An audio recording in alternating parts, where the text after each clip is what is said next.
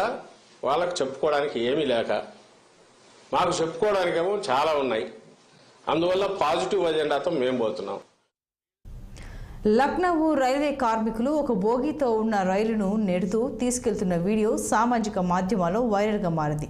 ఉత్తరప్రదేశ్లోని అమేఠీ, నిహాల్గఢ్ రైల్వే స్టేషన్ల సమీపంలో రైలు బ్రేకులు పనిచేయక ఆగిపోయింది. రైల్వే సిబ్బంది దాన్ని బాగు చేసేందుకు ఎంత ప్రయత్నించినా లాభం లేకపోయింది. పట్టాలపై రైలు నిలిచిపోవడంతో మిగిలిన రైళ్ల రాకపోకలకు అంతరాయం ఏర్పడింది. దీంతో కార్మికులు దాన్ని మెయిన్ లైన్ నుంచి లూప్ లైన్లోకి నెట్టాల్సి వచ్చింది. వారు రైలు బోగిని నెట్టినంతసేపు రైల్వే గేటు మూసి ఉండడంతో ఆ మార్గంలో వెళ్లే ప్రయాణికులు ఇబ్బందులు పడ్డారు. ఓ ప్రయాణికుడు దీనికి సంబంధించిన వీడియోను తీసి సామాజిక మాధ్యమాల్లో పోస్ట్ చేయడంతో అది వైరల్గా మారింది. దీనిపై పలువురు నెటిజన్లు స్పందిస్తూ రైల్వే శాఖ నిర్లక్ష్యాన్ని ప్రశ్నిస్తున్నారు.